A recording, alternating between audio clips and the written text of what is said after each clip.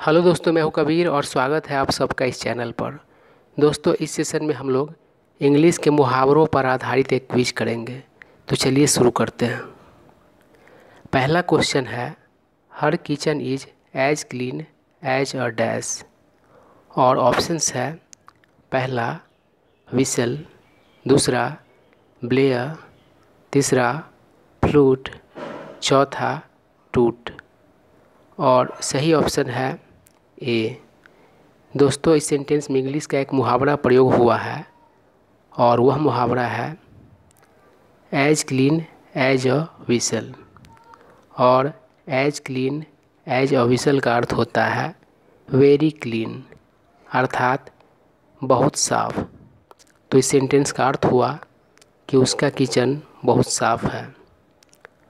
अब हम लोग बाकी ऑप्शंस को देख लेते हैं। ब्लेयर, दोस्तों इस वर्ड का प्रयोग नाउन तथा वर्ब दोनों रूप में होता है। नाउन के रूप में अर्थ होता है अ लाउड अनप्लीजेंट साउंड, और वर्ब के रूप में अर्थ होता है to make a loud unpleasant sound, अर्थात शोर मचाना। टूट, दोस्तों गाड़ियों के हॉर्न या फिर विसल के द्वारा जो शॉर्ट हाई साउंड होता है उसको टूट कहा जाता है।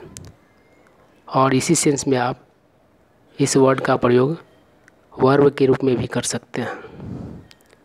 दूसरा क्वेश्चन है, the spoiled boy treats the poor like dash. और ऑप्शंस है, पहला सूट, दूसरा मक, तीसरा डर्ट, चौथा स्मर्ट। और सही ऑप्शन है सी। दोस्तों इस सेंटेंस में जो मुहावरा प्रयोग हुआ है वह है ट्रीट समबडी लाइक डर्ट। और ट्रीट समबडी लाइक डर्ट का अर्थ होता है किसी के साथ बहुत बुरा बर्ताव करना, अर्थात किसी के साथ ऐसा व्यवहार करना जिसमें थोड़ा भी इज्जत ना हो। और स्पॉइल्ड का अर्थ होता है बिगड़ैल। तो इस सेंटेंस का अर्थ हुआ कि बिगड़ैल लड़का गरीबों के साथ बहुत बुरा बर्ताव करता है। अब बाकी ऑप्शंस को देख लीजिए। सूट, इसका अर्थ होता है कालिख। मक, इसका अर्थ होता है गंदगी। स्मर्ट, इसका अर्थ होता है धूल गर्दा या राख इत्यादि जो किसी चीज़ को काला कर दे, अर्थात उस पर काला धब्बा उत्पन्न कर दे। और स्मर्ट का एक अन्य अर्थ भी होता है और वह अर्थ होता है अश्लील साहित्य या पिक्चर्स इत्यादि। तीसरा क्वेश्चन देखिए। तीसरा क्वेश्चन कह रहा है द असर was a pain in the dash. और ऑप्शंस है, पहला शोल्डर, दूसरा साइड बर्न, तीसरा नेक, चौथा बर्न। और सही ऑप्शन है सी। दोस्तों इस सेंटेंस में जो मुहावरा प्रयोग हुआ है वह है अ पेन इन द नेक। और इस मुहावरा में आप नेक के स्थान पर ब्रैकेट में आए हुए वर्ड्स का भी प्रयोग कर सकते हैं, जैसे कि arse, backside, ass, butt. इन वर्ड्स में से किसी का भी प्रयोग कर सकते हैं नेक के स्थान पर इस मुहावरा में। तो अ पेन इन द नेक, इसका अर्थ होता है बहुत ही चिढ़ाऊ व्यक्ति या वस्तु, अर्थात बहुत ही अनवाइंग व्यक्ति या वस्तु।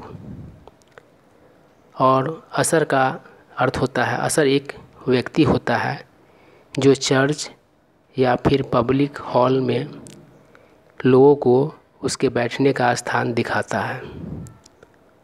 तो इस सेंटेंस का अर्थ हुआ कि असर एक बहुत ही चिढ़ाऊ व्यक्ति था। बाकी ऑप्शंस को देख लीजिए। Side burn. दोस्तों, कान के सामने जो बाल का पट्टी होता है उसको साइड बर्न कहा जाता है। आप जब क्लीन शेव करते हैं तो साइड बर्न के नीचे से ही करते हैं। बन, यह गर्ल्स या वीमेन का एक हेयर स्टाइल होता है। उसके बाद चौथा क्वेश्चन है। दोस्तों, इस क्वेश्चन में हमें एक मुहावरा दिया गया हुआ है और हमारे पास जो 4 ऑप्शंस हैं उन ऑप्शंस में से कौन सा ऑप्शन इस मुहावरा का सही अर्थ व्यक्त करता है उस ऑप्शन को चुनना है। तो दिया गया हुआ मुहावरा है a needle in a haystack और ऑप्शंस है पहला a thing that is very easy to find, दूसरा a thing that occurs everywhere, तीसरा a thing that occurs nowhere, चौथा a thing that is nearly impossible to find और सही option है D. A needle in अ हेयरस्टैक का अर्थ होता है एक चीज़ जो करीब करीब, नियरली का अर्थ होता है ऑलमोस्ट, असंभव हो पाना, खोजना। और बाकी ऑप्शंस में कोई जान नहीं है। एक वर्ड सीख सकते हैं बी या सी वाले ऑप्शन से। अकर्स, अकर का अर्थ होता है पाया जाना। इसके अन्य भी अर्थ होते हैं और इसका एक अर्थ होता है पाया जाना। पांचवा क्वेश्चन देखिए। पांचवा क्वेश्चन जो है वह सेंटेंस इम्प्रूवमेंट का है। जो दिया गया हुआ सेंटेंस है उसमें एक ब्रैकेटेड पार्ट है एज। हम लोगों को इस ब्रैकेटेड पार्ट को 4 ऑप्शंस में से किसी एक ऑप्शन से रिप्लेस करना है। ऑप्शंस देखिए, पहला ब्रिंक, दूसरा एंड, तीसरा वर्ज, चौथा रिम। तो दोस्तों, इसके लिए सही ऑप्शन है बी, अर्थात एज की जगह पर एंड आएगा। इस सेंटेंस में जो मुहावरा प्रयोग हुआ है वह मुहावरा होता है बी एट या फिर on the receiving end of something. इसका अर्थ होता है झेलने वाला होना। तो यहाँ पर आप देख पा रहे होंगे सेंटेंस में एज लिखा हुआ है जबकि मुहावरा में एंड होता है, इसलिए बी वाला ऑप्शन हम लोगों का सही ऑप्शन है।